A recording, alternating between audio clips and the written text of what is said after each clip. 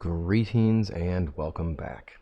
Now, since I've been able to play and get things done, there's been two patches to the game, Daimyo 1.0.1 and Daimyo 1.0.11. Now, in both cases, there's a lot going on, and as you'll see on the screen, I'll put up the patch notes here. We're here as the Night Watch, so as we keep watch over the village, we'll read over the patch notes, and then we'll get moving and get ourselves organized for the, I'll take you through my conduits of production, my production lines, and automation, and then we'll go out and we'll test some of the combat changes and look around for a Jesus statue as well.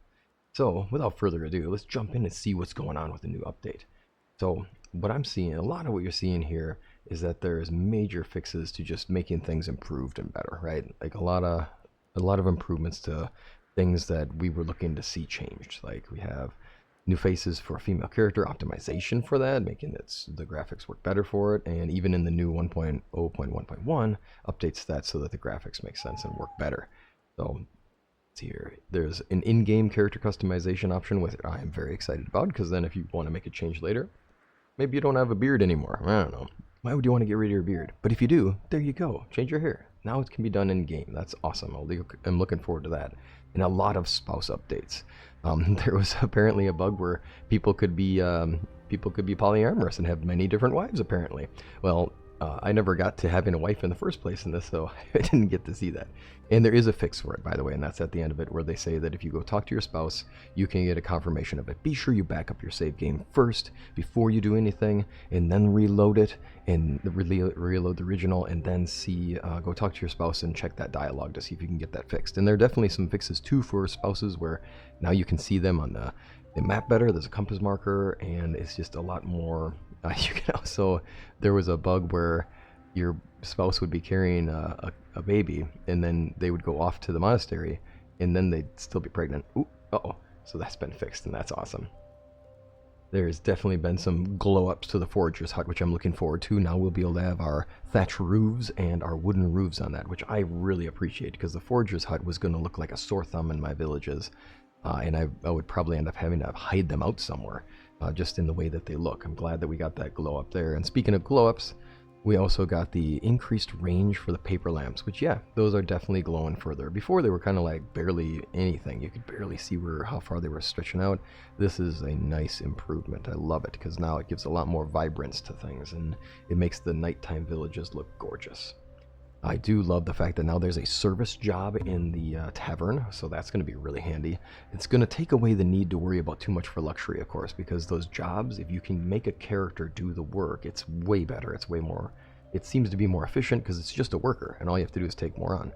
Watching that guy walk by makes me note the other item there. That was, there are now more varied character models for the refugees, which is nice. So now it feels a little more lively and a little less like you're seeing another version of Bob over here or Bobette over there. It's just always the same version of Bob. There's, I think I mentioned it before, but there's Jesus statues. Trainwreck pointed this out. If you see here on the Discord, he pointed out that, Trainwreck pointed out that these were out there and found one. And I haven't found one yet, but we will soon. And also, there are now ramps for the paper maker, and I know that was a frustration for me when I was trying to place my paper maker, because oh my goodness, was I tired of having my paper maker not having a platform. And you may note that when I placed mine down in this village, I placed it on the flattest spot I could get for a very good reason. I didn't want to jump to get into my village, so that was a really big helpful thing. And let's try out this adding multiple buildings at a time by holding down shift. At least for me, it's going to be for holding down shift. So let's rotate this house around. I see a door. So now that means I'm at the correct side, which I love that this is in the Model 2. I don't recall there being a door obviously visible on this side. You could know it because the foundation was on this side, but I don't recall there being an invisible door on this one, or a visible door here. So on the PC, you're going to hold down the left shift button, or the shift button in general, and then on the controller, it was hold down left stick and press the right button to place. So I'm holding on left shift and I'm going, and now I'm just going to step over to the side. Oh, that one was a little further back. It looks like I've got an object in the way. There we go, boom. And then we'll go over. I'm still holding down shift. Oh, I see that firewood, that little firewood tree. There we go. Now we've placed all three of those in, and now I've got 3 houses in a decent line. Ah, my fancy hammer.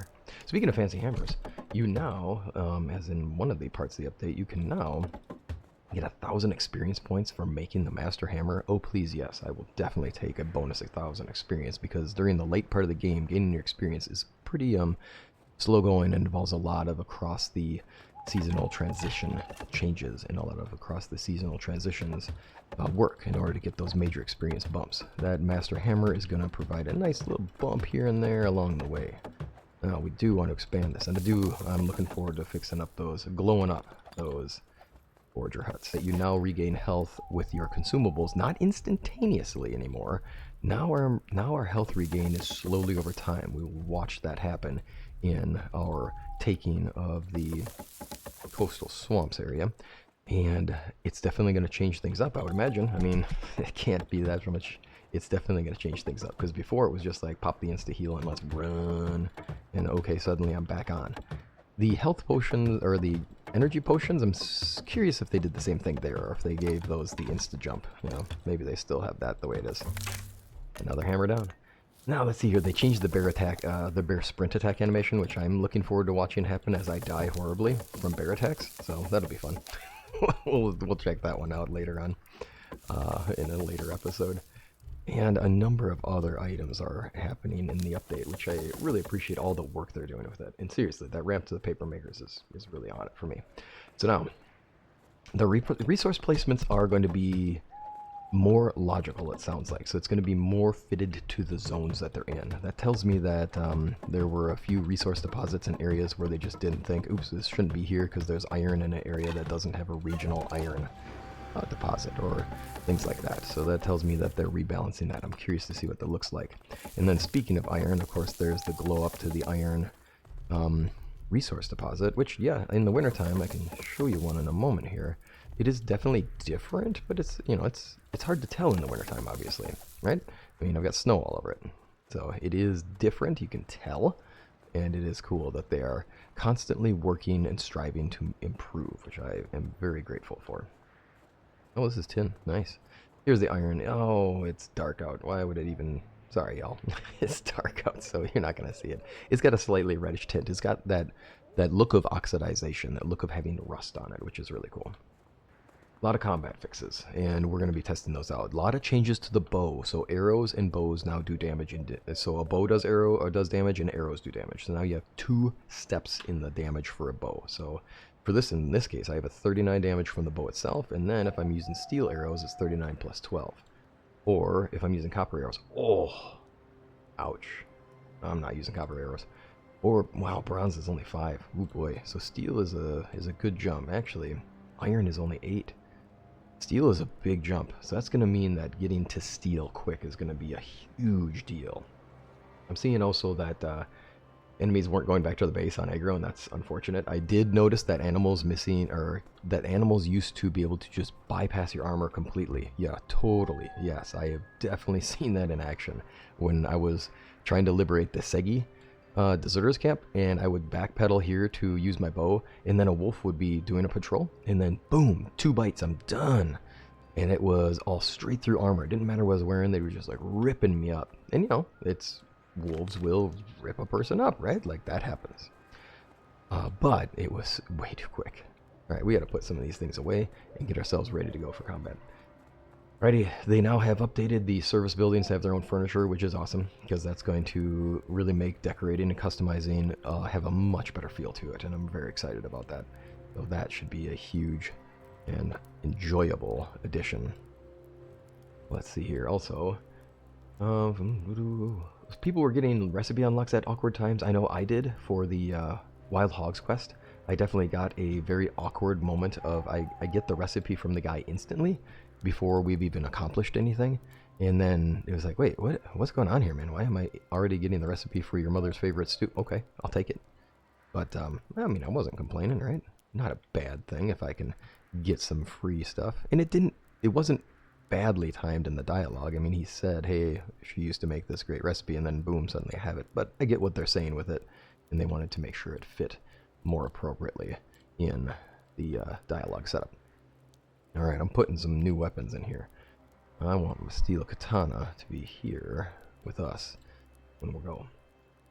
And then arrows being, there was a lot of fixes to arrows and their placements. I am concerned that there's going to still be the problem with the arrows getting kind of stuck in dead bodies, and we'll test that out shortly. We'll see what happens with that. I'll make sure to put that on the forums. I got to get myself in there and back on it. And they fixed a few greetings and a lot of comforts and things that just like, they're just going to make things better. Language fixes, icon fixes, lots of really awesome creature comforts and good additions to make the game feel more real. And it is already a beautiful game. It is already a game with a lot of real fun feel to it, so I'm really happy about this, and I'm sure y'all are too. And I'm curious what your favorite part of this update is. Please do leave in the comments, or what thing you're looking forward to seeing, where you're saying, hey, I love it, there's a good glow up here, and this is my next thought here, I'd like to see this. Let's get in the management side of things. So for our village setup here, let's go to where we're at. We are set on meals, and I am definitely focusing heavily on the excellent meals because they produce quite a bit. Heating is fully cured, and here's the way I fully cured it.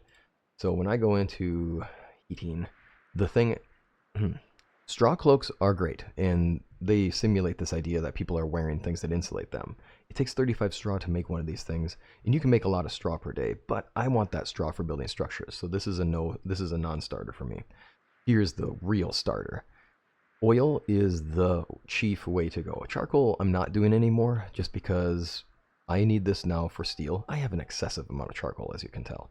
Firewood I need for other resources and work too, so that's going to be in a lot of our worker stations. But oil is not necessarily. And with our certain structures, like with our where's our fisher hut? With our fisherman's hut, I'm making 76 oil, 76 fish, 76 water. That's really easy to come by because I can have one worker here getting 76 fish per day at a cost of some fishing nets, which cost me rope, which is a straw related cost. It's not as much straw as it would take for me to get the straw cloak. So this is a way better way to get it. It does require you to have straw, and it does require you to have nets, but this means huge amounts of oil. Look at this, 3,420 for heating. Absolutely taking care of the issues, and it can be done from the start. As far as bevies are concerned, I upgraded my wells to advanced wells because it turned out that 140 something was the maximum water you could produce from the original ones, and with the advanced wells you get 172, and that little bit of difference is the difference between making those oils. And I have 2 workers and 2 of these wells. I'm taking care of all the water I need for one of those jobs, and that's really handy. As far as my miners are concerned, I have a miner who is producing 299 stone, and then I am asking my stonemasons to make chiseled stone. They need 76 stone.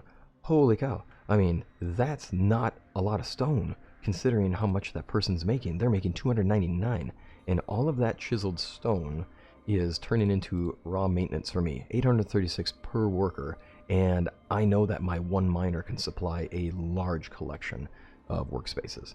So I am choosing to maximize that there.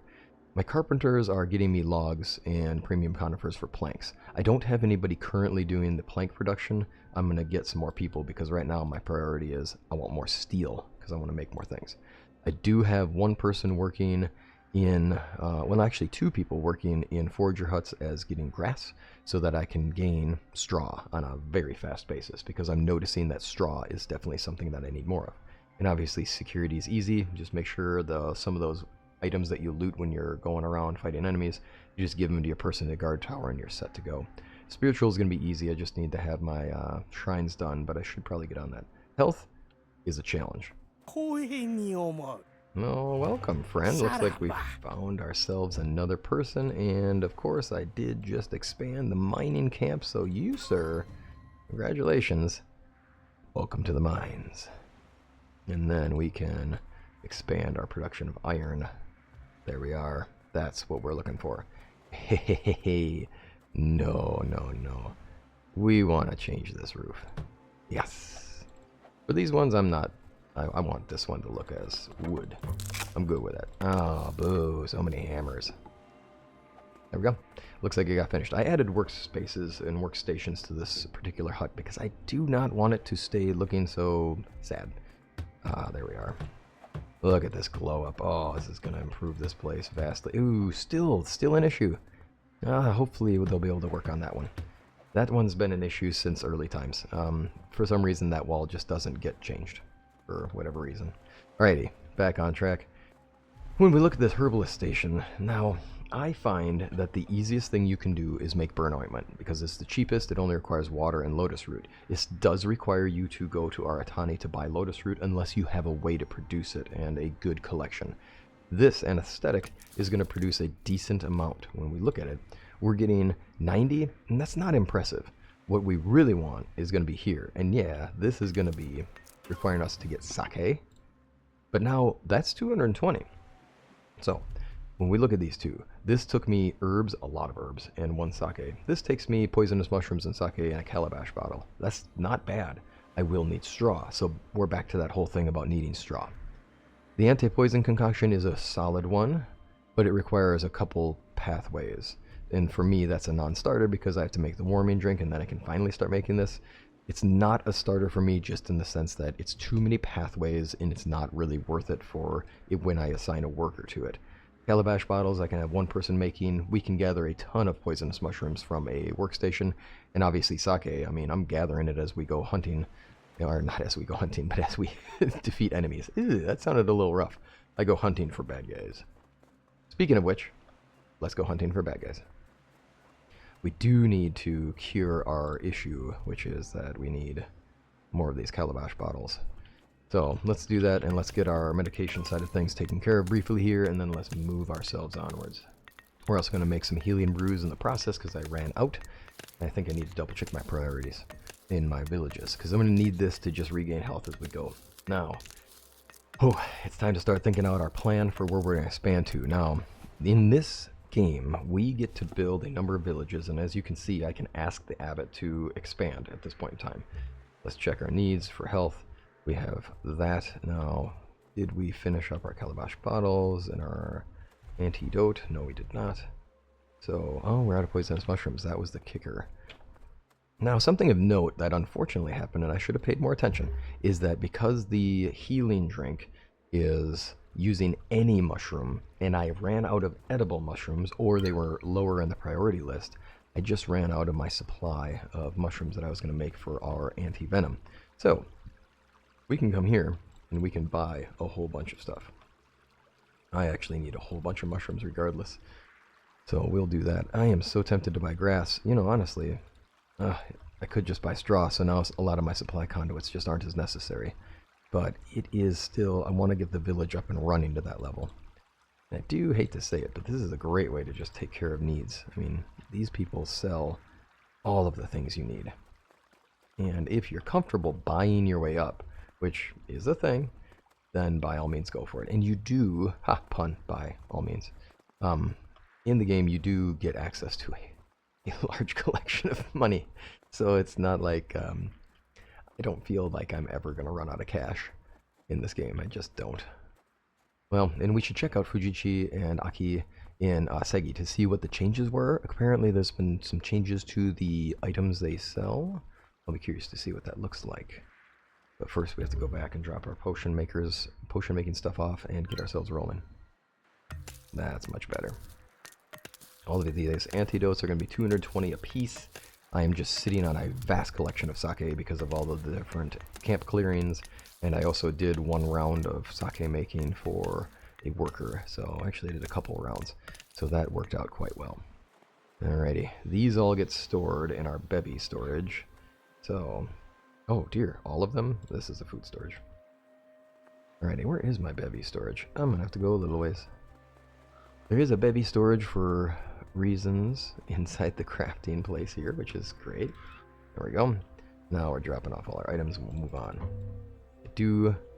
I have bronze with me and I have bamboo with me because we're going to make a fast travel location while we're out traveling. I say that what we're going to do here is sell some things off. We'll go to Segi and we'll see what things look like there for our traders. And let's double check what kind of items they can get us. I'll probably buy some arrows while we're here just so that we have more than enough while we're out on our mission to liberate the coastal region. And then let's talk about future plans.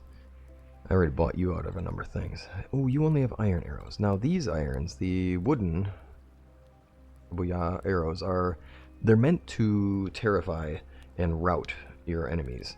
So that is cool. I love that they included that aspect. My only problem is that they really don't do any damage, and there's really not a mechanic in the game yet for them to flee. So I don't know how much that actually has a real impact. And at a damage of 3, it's certainly not worth spending the time with it. Although with a longbow, I mean, that's 42 damage. It's not bad damage. It is just unfortunate. Okay, so he has longbows and half bows. Makes sense. Okay. Stone arrows are so bad. Alright. Well, we could always just take whatever arrows we can get just to simplify the process. 3 versus 5, but a big cost increase and not doubling my damage. I'm okay with spending small money, and we'll just do our best to backpedal. Let's save those arrows for when we really need it. Alright, now, the plan. I can only build 2 more villages total in this game. I've got my unlock that's happening here at 13, and I've got, I believe, 1 more, I think. I'll have to double check. There could be 5. And I only have, I think I'm down to my last day here, so I better get rolling. I'm thinking that the forge is a vital thing to have, and I also want to have iron sands for making the really high quality steel. I could build over here, right? That would be great. I could build a village in the sand and then, or this area for the iron sand and the clay. It's a nice area too. There's some good spots here. I could build here as well. It doesn't give me as much, but I need that forge. So what I'm thinking is that I'll probably build here because I can still get my iron sands and I can get my clay and the premium conifer. That'll be nice. And I don't necessarily want to build here because there's a lot of enemies just kind of randomly strewn about, and that doesn't seem like a great spot for it. I'm not going to end up choosing to build here, even though I said I would. Now, oh, wait, they added paper trees here. Oh, wait a minute. Hold up, that's different. I don't remember there being paper trees in this region. And I just played yesterday and I didn't see that. Cool, so they updated some of the items in this area, some of the resources. So that does actually make this almost worth it. I am not going to bother because this is where I want to aim. I want to get the samurai armor, and I want to get paper trees and fruit trees and premium deciduous, so I think this is the better go. Although, you know, I was going to choose between building here or building here. So we will build here. That's going to be my ice gaining village. And then we will build here. Shoot. Now we're in trouble, right? I'm not going to have an easy way to get ice. And so that's one of your limiting factors you got to consider. Is like, where are you going to get your resources from? So we'll have to make choices. We will have to make choices. It might be worth getting rid of this one. But that source of iron ore, tell you what, that's good. I'm glad it gets you thinking. I'm hoping I have 5 bells. And then what we'll do is we'll do this area for ice. And then we'll do the Aratane for our paper, fruit, and premium deciduous. Alright, that being the case, let's go. Well, how about that? I decided that I was going to go out and show you all the Jizo statue, and I ran into a person along the way. Fantastic. And I do now note that I never finished talking about my whole, like, I'm thinking about the next playthrough thing. So the next playthrough thing I'm thinking about is I think it is going to be fun to do an RP playthrough in Sengoku. I love, like, trying to min-max this game out and just see what I can do so I can learn the game. But now that I'm kind of feeling like I know a lot of aspects of it, not perfectly, but I do feel like I know a number of aspects of it. Let's just donate some money to this friend here. Thanks, buddy. Let's change this up and let's do an RP playthrough in this one. So my goal is going to be to redo my playthrough of the general, right? The general who was an Iko-Iki person in the Iko-Iki army, or is going to become a person who is, oh wow. Ooh, wait. I mean, I'm just sitting on money, so like, why would I not? Bronze Eye Cigar Shoes, Antler Kabui. Oh, nice. And now these do much better damage, which is good. Steel Tattoo. I just made one of those, man. I'm so happy. Oh, you have, yeah, okay, man. I like it. Law and Order, man. Law and Order. Don't forget it. Oh, check out the guy in the fancy. I'm not changing my hat, y'all. I like the hat. It's gonna be the hat for now and for on. Anyhow, I want to do that playthrough again and take you through that storyline that I kind of envisioned way back when I first started playing this game. And spoiler, or actually, well, let's not go too far in the spoiler, but minor spoiler is that as you get to the end of the game, you're going to hear some great dialogues that link to that story really well, which I love. And I want to tie that into it, which is super cool that that happened to work out. Anyway, and at the same, no spoilers. I'll leave it at that. Oh, here we are. What a beautiful view. Now, I didn't find the Jizo statue here, so my guess is that because I haven't changed seasons since the update has happened, that I'm not going to see it. So that is what I'm assuming is what is going on here, and that, I believe, is a fair guess. Alright, time to go over this away. Oh, it's a camp. Nah, we're not clearing camps right now. We are focused on getting our area cleared. So, let's do this. Character still has trauma from drowning that first playthrough. So we're going to go all the way to the land bridge and not die. There we go. We'll save the dying for the combat. Alright, our goal here is to take this region. I don't know if I can get Aratane done in this time frame, but I want the forge, and I want to be able to expand here. So let's get ourselves liberating this area, test out the bow, because there's been a lot of changes to bows. Loading is better, reloading is better. Damage has changed. We've seen the damage of the bow and the arrow, and the backpedaling has been fixed, so that you can't just, apparently, you can't just backpedal anymore and just have it all solved. Oh no, I dropped the bamboo. Because I'm delightfully forgetful, I forgot I dropped my bamboo off. So in the process, let's test out our fight here with the Ronin. Alright, so already the loading time is better. There we go, one. Ooh, that's a good hit. Ooh, not a good hit. And, ooh, not good. We need to make sure we get you in the head, my friend. Ooh, you got good armor. Nice. Actually, it just turns out that you have to hit him in the head. What a guy. Alrighty. Ooh, this is still powerful. I'm still able to backpedal on these guys, though. And they're clearly not making sense of where I am, which is unfortunate. And then that rise of the arrow, it's interesting. The arrow does this quick rise at close range and then flies out. I do appreciate the confirmation of when they say that phrase. It's we'll just say it's not a word that I would say on this channel, so I can keep it nice and PG. I am still gonna have to, oh, they don't drop their weapons anymore directly down. Interesting. That's a change. There it is. Nope, he dropped it. I wonder why I couldn't get the other ones. Alright, anyway, so I ended up having to go get bamboo, and speaking of regional changes to locations of things, bamboo doesn't show up on my pathway until I get to Aratane, which is awesome, because that, I mean, I didn't enjoy having to run the whole way, but it's my fault for forgetting, so I don't care. It's all good. It is more sensible, because now there's more logic to where things are. Now, whether that's a function of my lack of memory that where those things are or not is a totally different thing. Alright, now I'm going to be the turnip samurai right now because I'm eating turnips as my food supply. And it is good fun. Okay. Looks like we're in a good spot.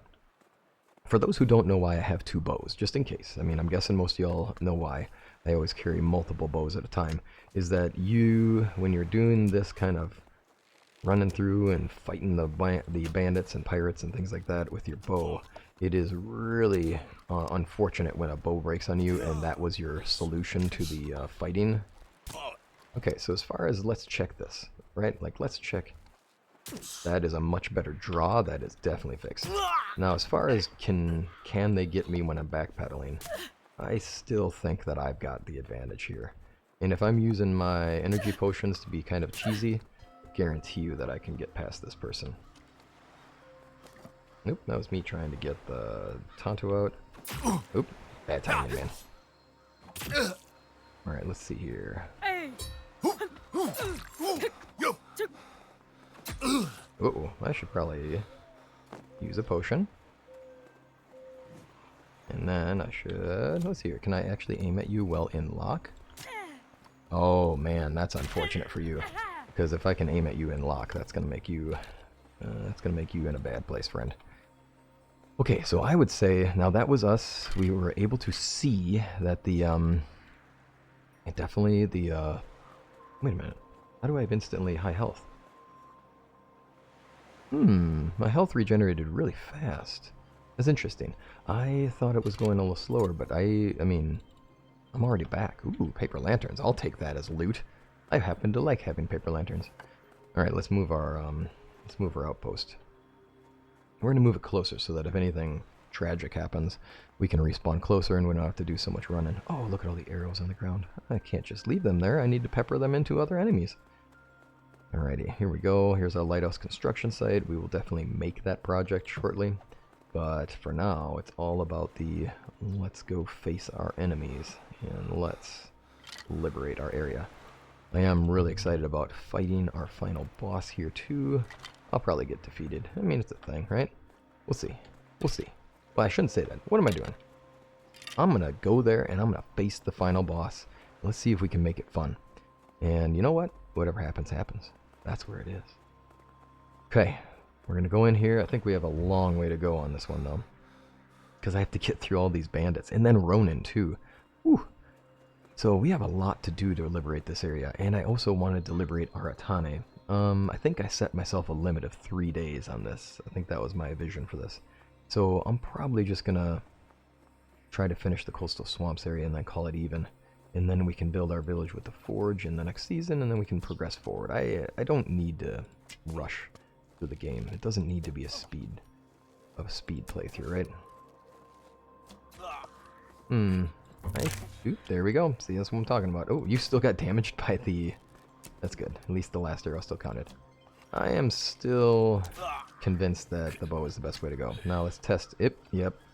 Dead bodies still take on arrows. That was me just taking a screenshot so I can reference that later. Oh, you poor schmo. Oh no, that was copper arrows. Yeah, that's a tough one, buddy. Now, what we should probably do, I know that I am really bad about remembering to spend my perk points. So, let's see what we got. Oop, nope, we're not going to do perk point spending when we have pirates walking right in front of us. I also need to work on my close quarters combat, because... Oh, good. Up. You're so lucky there's a dead body there. Oh, I got a poke. There we go. Yep, that's tough for you, friend. Ooh, free arrows. Thank you. I will take those arrows and I will deliver them to your friends. Yoink. I hope they're able to fix that, because that's just really weird.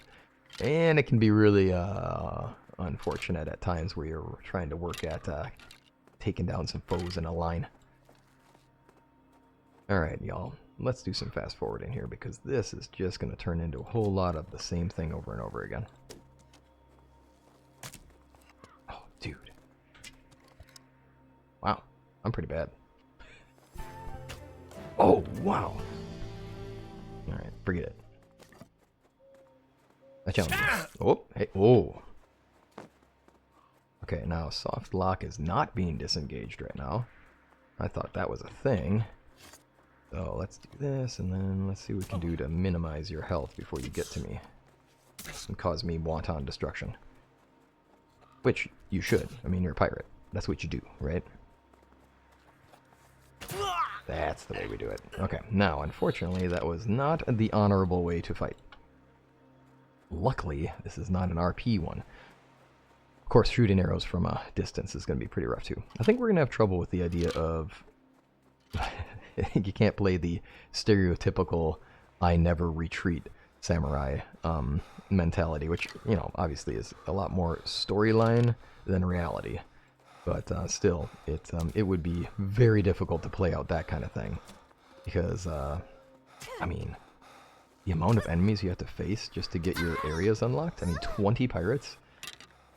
You know, realistically speaking, a person's going to get into melees, they're going to get hurt at some point. There is no perfect fighter. You get hit, right? Like, that's one of the rules about most combat, is that if you walk into a fight, chances are you're walking out with an injury. Not always, right? Like, sometimes it may work out in your favor. I know our Shifu had a great way to phrase things when we were practicing, talking about weapon sparring, things like that. As you know, I mentioned that that was a thing I did before. Still wish I'd get back into it. But one of the rules is, in a knife fight, the rule is everybody gets injured. I mean, there's no way to come out of it without some wound, just because it's not, you know, you have a bladed weapon close to your body. It's not like you can be perfect at defending. And one of those myths of, you know, martial arts, the whole like, oh yeah, I can totally disarm that person and then I'll just punch him. Like, no, that's probably not gonna work. Alright. So in these kind of things, me traveling through here, trying not to get hurt. Yeah, no, it's not. I mean, I'm gonna be lucky. Every time you try, I could try to have perfect blocks, and it is a game, so there's a chance I could hit all those blocks just right. And I could be so safe. We'll see, though. Alright, the loots. Oh, man. I gotta tell you, the one thing I am noticing about loots over time is that the loots are not that great. Ooh, bad move. Oh, I'm gonna die here because I decided to run, and I'm definitely running into an area where I'm hoping to use the environment against them. But, okay, cool. That was super convenient and mega cheesy. There we go. Let's take a couple potions, and then let's see if we can take them out from range. Because at this point, I cannot handle them up close.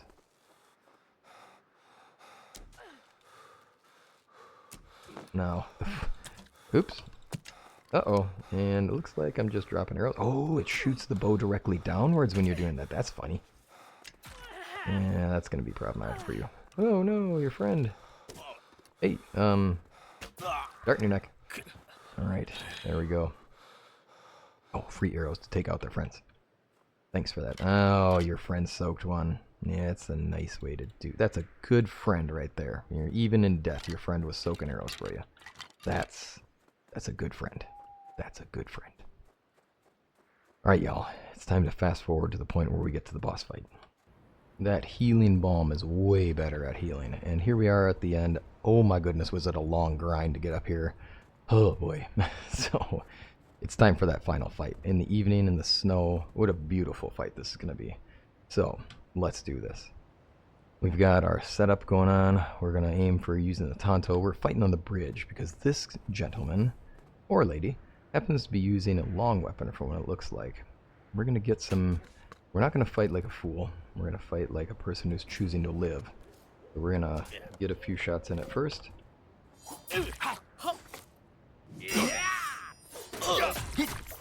We're going to choose to get in. Now with a long weapon versus a short weapon, we have the disadvantage in distance. We have the serious advantage as soon as we get in.